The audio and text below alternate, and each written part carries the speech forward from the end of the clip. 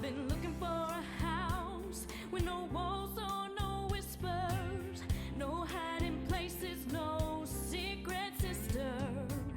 Been looking for a house that won't shelter a lie, no tear-stained past or reason to cry. I wanna live in a house of love. This is Empowering Women Everywhere. I am your host, Nan Gill, and today our guest is AmyAndersonWinchell.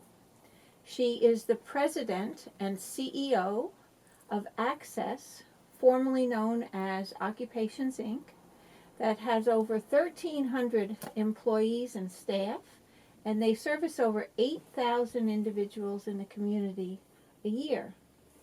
Hi, Amy. Hi, Nan. Welcome. Thank you for having me.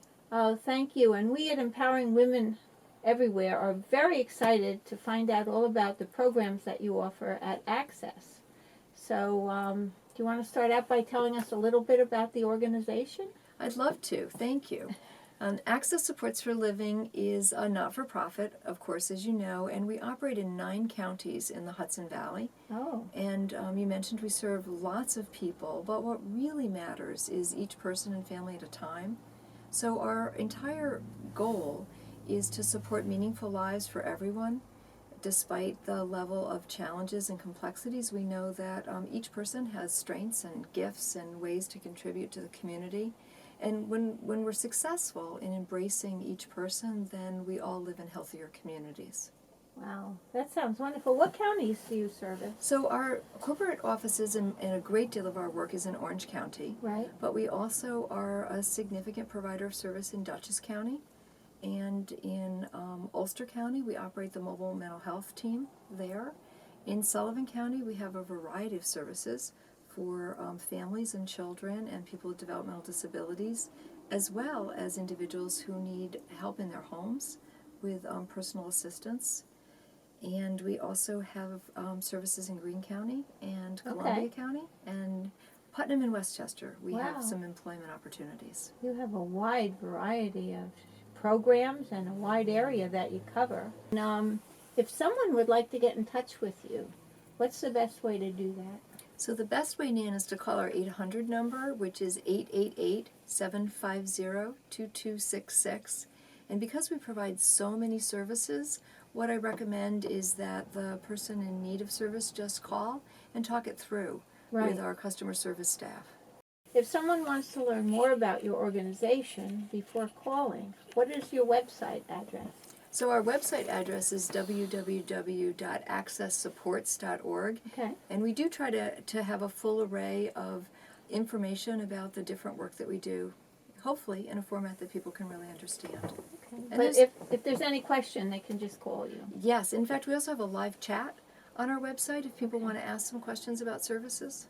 Good, good. What are your main services that you offer? Can you go a little bit into that? Sure, that's a great question. We do a great deal of work in supporting people with psychiatric disabilities and recovery from mental illness and other behavioral health disorders.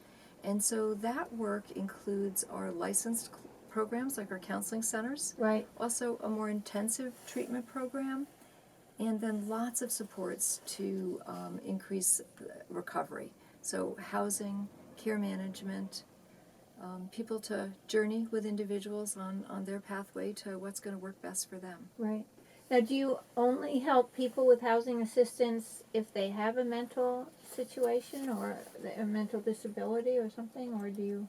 Well, we have so many different ways that we're supported to work that we can usually find a match for each person or absolutely refer them to another agency. Right. For example, we do one particular project with the Orange County Department of Social Services that supports people who are homeless.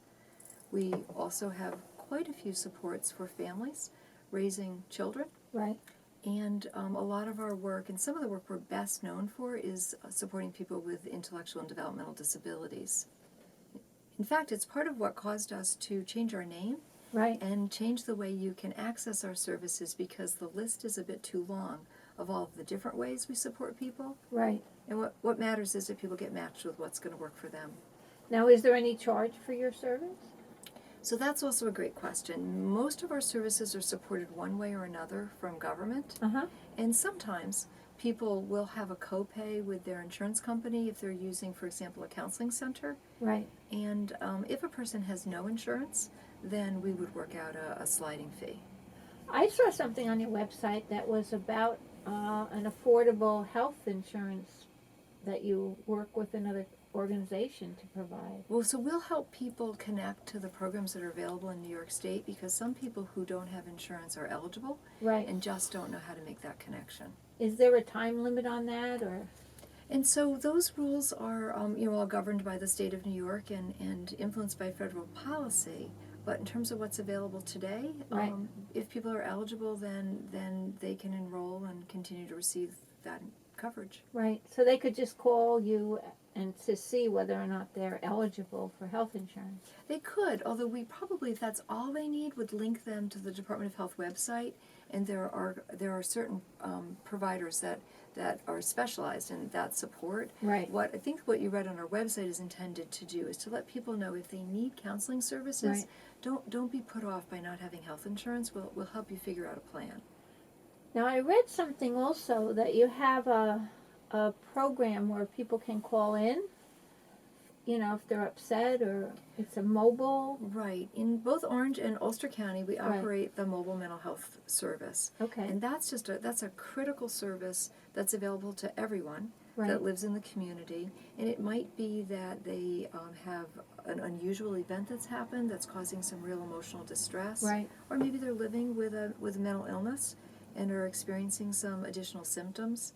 So our teams will respond anywhere in the community to assist people. And we work, of course, with other first responders, with the ambulance and with police when those services are necessary. But the vast majority of the time, our trained staff are able to work out a plan with the caller and the person who needs help. Now, are your services confidential? Of course. Okay. So you don't have to worry that somebody's going to know if you make a phone call. You can just make a phone call and talk to somebody or find out whether or not you're eligible for some of the assistance. And you do housing. I saw you did something with employment. We do. And in fact, as you said, our name was Occupations to begin with. We Right. have always believed that employment is an important part of each of us having a full life in the community. And people with disabilities are among the greatest numbers of employed people. And so it's a big part of what we believe in, creating access for people to have meaningful careers and doing what they enjoy. Right. Do you do any training for employment? So that's changed a lot over the years, and now the way it usually works is once people are prepared for employment and they've organized their lives so that they're ready to take that Right. step, then usually the training can occur right on the job. Okay. We do have some supports, so lots of people would be eligible for a job coach to help them work through any complexities at the work site that they need some assistance with, but we find employers are very willing to train, particularly when what occurs is that they have a prepared workforce that really wants to work Right. and really engages. There's been some studies where people that have actually suffered through some challenges are actually much more loyal employees than ones that, kind of had everything handed to them and didn't have any difficulty finding a job. Well, whenever you take a journey to figure out how to move ahead in your Right. life and really think deeply about what you'd like to accomplish and work hard on it, then whatever that goal is, people tend to be very dedicated to achieving it. And that's so rewarding about the work that we do. Right. Our employees love the work they do because they partner with people who really want to accomplish more in their lives. Now, is there any assistance for employers who might want to work with you, employing some of these people that, have gone through your program? Absolutely. And so we would help employers in terms of a match with candidates who would be qualified for the position. Right. We often provide supports. We help our individuals figure out transportation and work out some of the complexities about being sure that they can get to work and be attentive and fully engaged in work. And there are some limited programs that might help employers offset some of the costs but that's a little more unusual. Yeah. Okay. Very good. So, how long has your organization been serving the area? How So long? we were founded in 1963 Wow. by a group of families who wanted something more for their children. Uh-huh. They imagined a world where their child with a disability would be able to be really a full part of the community. And it's from that value base that we've continued to change. And the world has changed enormously in that period of time in terms of our understanding Right. about what people are capable of. And so all of our services really come out of that belief system. So, and how long have you been with the organization? So I've been with the agency since 1982. And I came first directing one of our counseling centers. And I have to admit, I didn't have a master plan, but the work has been so exciting that I have never imagined doing anything else. And is there opportunities for people to become involved in working with your organization directly for Access? So in terms of, our greatest need is employees who are passionate about our work. We have an incredible team of people with just amazing skills and abilities, but because we continue to grow as we meet additional needs, we are always looking for talent, and the single greatest criteria is being passionate about what we do. And if people are passionate about what we do and share our values, then we're very likely to be able to match their skills and experience to a position. So if you're looking for a job and you're passionate about working with the community, be sure you give Access a call, and the number is? And so the number, again, you can call our 800 number, 888-750-2266. But also all of our jobs are posted through, and you can get that link right through our website. Okay. And all our applications are taken electronically. Okay, so you can just apply on the website, which is?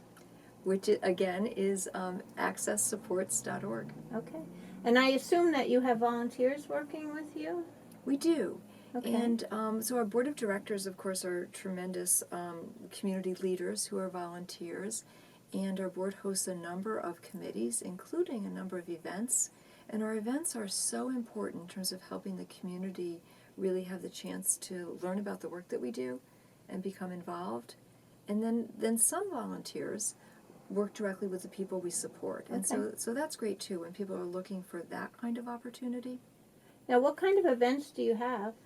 And so there are 4 main events, or actually 5 now. We've added one. Okay. It starts in the spring with a children's mental health walk, and that's to celebrate the support for families and for children who live with challenges in managing their emotions, and celebrate the possibilities for recovery and full, wonderful lives. And so that happens the first Saturday in May. Okay. And then our next event is a golf tournament, which is a way that the business community has really deepened their involvement with us. And the format is a pro-am. I'm not a golfer, but the golfers tend to really like that. And what I'm just so excited about is that the golfers that support us, usually with corporate sponsorships, really love hearing about the work we do. And Right. actually, we try to provide some opportunities for some of the volunteers that day to be people who benefited from our services. Right.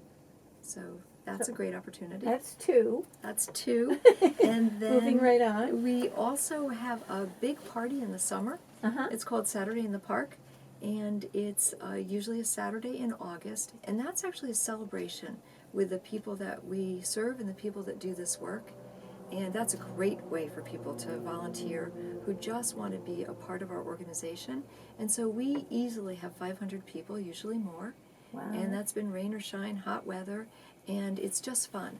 And our staff and the families and the people who use our services just have a great time together. That sounds like fun. Yeah, I might want to join you on that one. Okay, great. We'll let you know.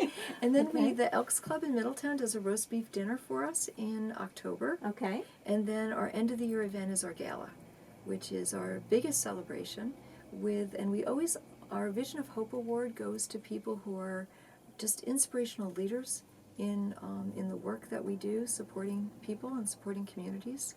Well, you've really gotten me excited about Access just by this short conversation. So, I'm going to go on your website and see what events you have coming up and see how I can get more involved. Oh, that's terrific. Now, I understand you have something that you're working on for traumatic brain injury. And so, that's one of the services that we provide, Uh-huh. and that is a support service for people that have suffered that disability, Uh-huh. and really hands-on support in people's homes, just helping them adjust to activities of daily living. And so it's interesting that you picked out that service. It's part of the challenge to talk about what we do, because it's really the way we work with each Right. person, and regardless of what it is that brings them to us. So that is one example. It's a very unique piece of work. You may know that memory patterns become really impacted, Right. and so helping people establish new patterns in their homes to be safe and to And to have them be independent. that's exactly. That's the goal, I would imagine. Absolutely. Yeah, so Absolutely. that's wonderful. And independence is something we work on in so many areas. Right. Of course, lots of people that we serve have developmental disabilities, and that just tells part of their story. Their talents and their dreams tell the rest of their story about Yeah. what they can accomplish.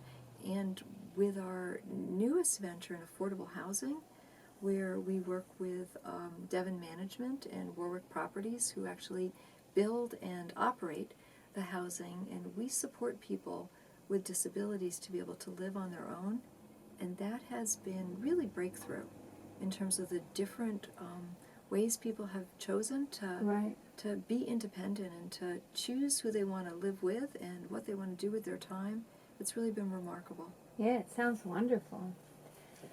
Can you speak a little bit about the child welfare program that you have? Yeah, thank you for asking about that. So that's a piece of work that we first got involved in the late 90s when we were working with another organization to join us. And at the time I thought, wow, this is going to be really different work. And it is, in terms of some of the way it's funded and some of the requirements. But Right. what I learned quickly was that there were already people that we knew or had stories similar to people that we knew, families that were facing lots of complexities, not always, but often poverty, and needing some help to raise healthy children Right. and be sure that their needs are met and avoid abuse and neglect. And so our child welfare services range from a preventive program called Healthy Families, which works with parents, usually moms, at pregnancy and in the first few months of life up until age 5. And families are eligible if they have some risk factors. And then our staff does a lot of education and support, Right. so that that child has a great start. And that's one of the most fun staff to talk to, because they are just so excited about every baby Right. that's joining this world and has the opportunity to have a brighter future. Yes, that's so important, because education and care at the young age is really important for development. And what the research shows is that if, despite whatever challenges mom might be dealing with, and there's a lot, of course, in our society, if mom and that baby have an emotional bond, Yes. then the care of that child is gonna be good. Then you can get through almost anything That's if you right. have that emotional bond. That's right. We do in child welfare also work with families that are at a different stage and have had maybe more difficulties in terms of challenges. And so we provide staff in people's homes. We provide caseworkers to just help families sort out what is going to be the best path for their children to be able to be home and to be healthy. Okay, and can you tell us a little bit about the foster care? Sure. So the foster care work that we do is really unique. We have just 3 locations. 2 are group homes. So that's when teenagers are not able to live with their own family or a foster family, and will be living with us, and with a well-trained staff with clinical supports. And those children are going to school or sometimes working if they're a little older, and really preparing for either returning home or being independent. We also have a group emergency center, which we accept children 24 hours a day, 365 days a year, and those are children that are in higher need. Right. Usually a family court judge has made that decision, sometimes a commissioner of social services, and those children need lots of care and support, and treatment and assistance while a plan is developed Right. in terms of what's going to be next for them. So that's really important work also. We think of ourselves as a community-based child Right. welfare agency because most of our work is in people's homes. Right. That also has 3 facilities when that's the only option. Uh-huh. But you also have the 3 facilities Mhm. available if you need them. We do. Okay. And what would you say would be your mission statement? And so our mission statement, we really boil it down to meaningful lives and healthy communities. And it's being sure that each person has the opportunity to live life to the fullest potential for health and happiness and well-being. So if there's any question that you're not living life to the fullest, you need to give Amy's staff a call. And the number again Is 888-750-2266. And I love the way you said that, Nan, because really joining us also as an employee is a wonderful way to be an important part of the community, and our employees are among some of the happiest, most passionate, wonderful people that I know. So there's Right. lots of ways to be involved. So you can find out about employment, you can find out about the services, you can find out how to volunteer and get involved with a great organization. Or you can just go on the website and find out about all the exciting events that are coming up. And we appreciate that. Is there anything else you'd like to talk about or anything you want to throw in? Well, thank you so much for the opportunity. You really have done a great job in figuring out who we are, so I appreciate you helping me tell our story.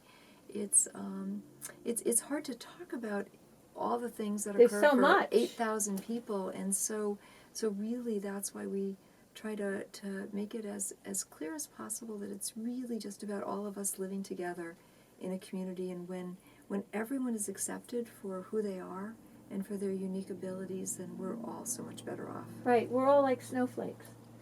You have to love them all. So Amy, can you talk to us or speak on some of the challenges that you see moving forward, especially with the new administration? So that's really a great question, and it's such a complicated answer. So I'll start by talking about how important policy is, and that's really what drives the way funding happens, which really creates what the opportunities are for services and supports. So one thing I'd want to mention is that New York State has done a phenomenal job in moving ahead a transformation agenda so that people have the opportunity to have improved health outcomes. Yeah. And so the people that we support, who often have the more complex challenges among folks in the community, are really benefiting from the changes that are happening in New York State, particularly with the Medicaid benefit, so that people's physical health needs and behavioral health needs and supports for living in the community are really better coordinated. So that's been really exciting changes in New York State over the last several years. Right. And so, of course, there's a concern about what changes in policy at the federal level Right. might mean. And what will matter most in the work that Access does is how the Medicaid benefit will continue. So, for example, there's lots of talk about block grants. And so block grants, on one level, if they give states a great deal of flexibility, New York State has a very clear agenda about what the priorities are. Uh-huh. So that is not necessarily negative. But of course the worry is that block grants will create a reduction in funding for New York State. And if that occurs, then there'll be very difficult decisions to be made. Right. So it's way too early to know what all the changes will bring, but of course we're following it very, very closely and have a great deal of confidence that we'll work out a plan in New York not to lose all that's been gained Right. in the progress that's been made. Exactly. So I wanted to ask you, being that New York has been declared a sanctuary state, which would mean that there's a threat from the federal government of canceling all support, how would that affect the programs that we see? So I don't know that I really have the educated answer on that. I think always it's in the details, and so there's a lot of big statements being made about how policy might be formed. Right. But we'll see what judgments really occur as time goes forward. We, of course, serve all people regardless of what brings them to us, and, Right. and really appreciate that opportunity to be able to have everyone welcome in our services, and that's supported by New York State. And I remain optimistic that we're going to come to a reasonable plan in terms of federal and state policy, so that we're able to continue the great work that we do. But I don't mean that to not be thoughtful about what risks might be and some difficult decisions that might be needed to be made down the road. The one thing that's also been true is that there's lots of New York State funds as well in Right. the services that we provide. Right. But a large share is federal government as well.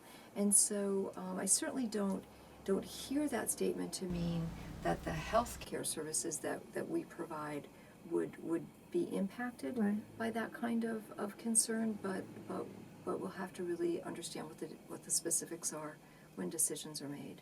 Okay, well, I understand that you have about an $85 million budget. We do. How much of that is state and how much of that is federal? So that's a great question. I don't know if I have the numbers off the top of my head, but a very significant portion is Medicaid. And Medicaid is a shared program between state and federal government. Right. So years ago it was simply 50-50. Right. And so in some of that, state 50% was shared by localities. So that's all changed over the years. Yeah. And now some of the work that we do is a higher share of federal match.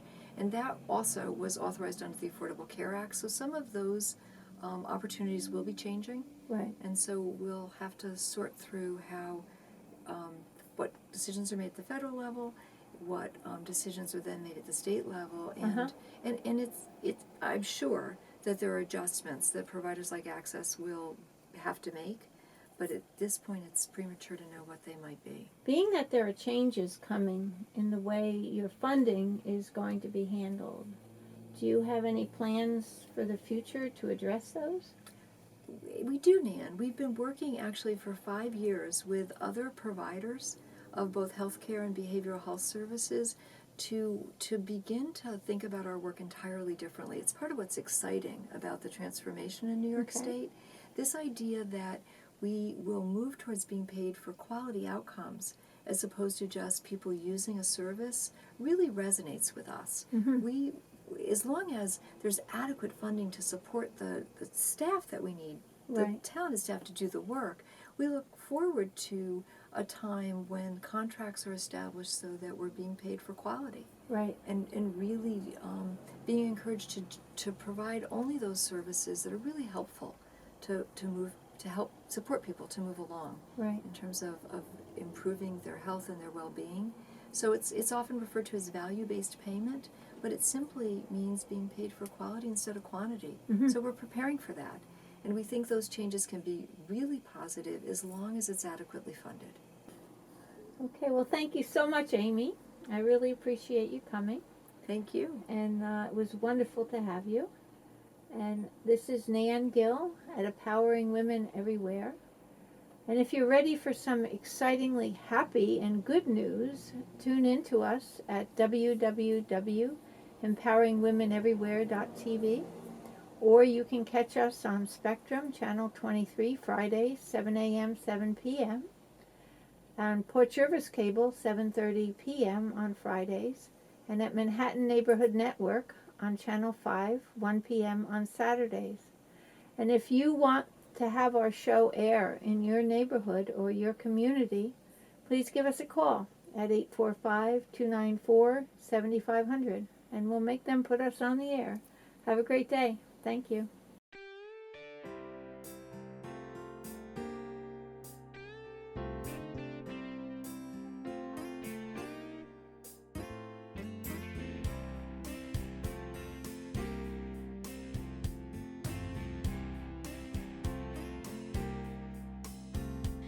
I've been looking for a house with no walls.